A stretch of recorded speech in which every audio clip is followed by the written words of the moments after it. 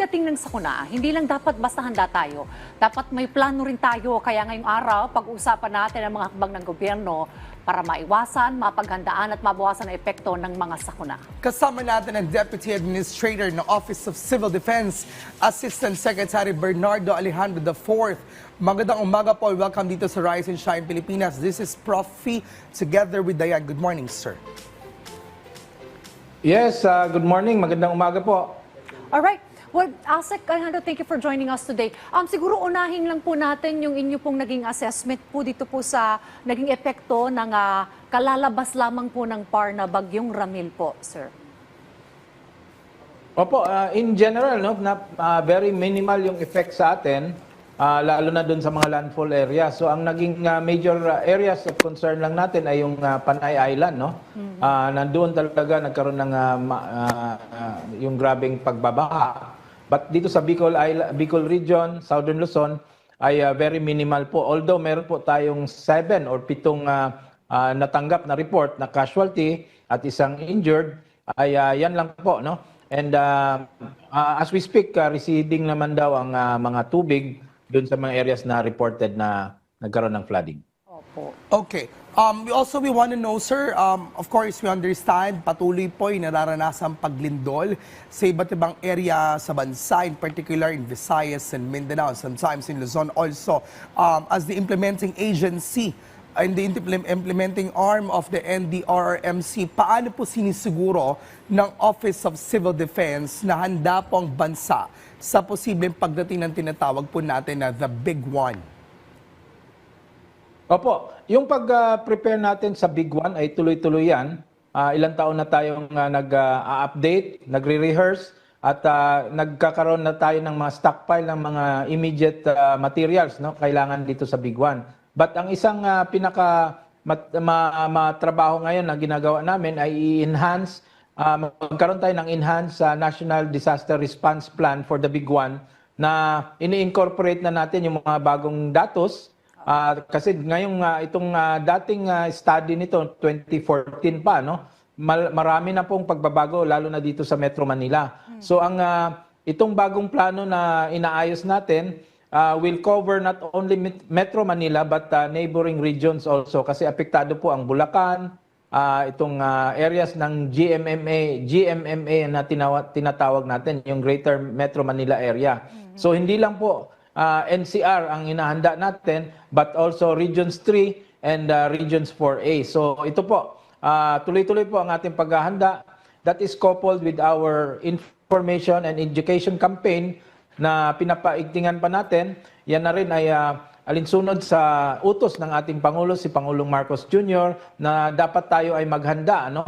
Mag-prepare ng mga individually and as a family, no? So kaya nag-advocate tayo ng mag-prepare ng go bags, mag-participate sa mga exercises or drills, yung tinatawag nating duck, cover and hold, and of course maging active sa community natin in making sure that our communities are prepared pagdating nitong mga kalamidad na ito. Nabanggit nga ni Asek yung tungkol sa GoBag, yan din nga po yung naging paalala ni Pangulong Marcos Jr. sa kanyang latest vlog. Now, nabanggit nyo, Asek, yung tungkol sa Enhanced Disaster Preparedness Plan. So, ano po itong plano na ito, Asek? At siguro maganda na ito po ba i-coordinated na rin sa iba't ibang mga concerned local government units para po itong planong ito ay nasa kanila at ready po nilang i-implement ito anytime na magkaroon po ng isang sakuna?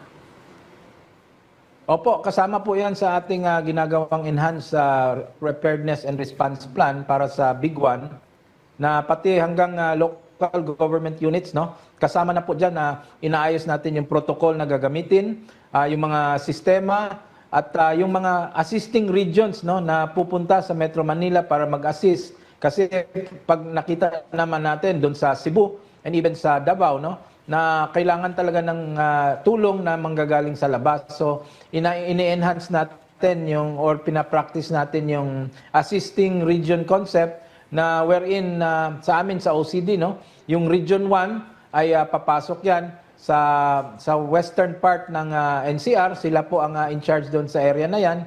Kasi dito sa ating plano, we will divide Metro Manila into 4 areas, no? 4 to 5 areas. At meron po nakatokang mga regions na sila po ang in charge or tumulong dyan sa specific area na yan. So kasama po yan sa ini-enhance natin. Hindi lang po yung pagre-responde, pati na rin yung coordination aspect ng lahat ng antas ng gobyerno from the national hanggang local po. Alright. Sir, although we understand yung lindol po is unpredictable, no? During nadaranasan po ito in areas dito sa Pilipinas, meron tayong tinatawag po na post-assessment, no? And there could be some suggestions or things to be considered na pwedeng gawin moving forward, sir. We want to know, are there any things na pag-usapan po ng OCD that could be implemented in case mangyari po ulit ang mga lindol? Ano po yung mga post-assessments na ginawa natin so that pwede po maiwasan moving forward na magkakaroon ulit ng lindol?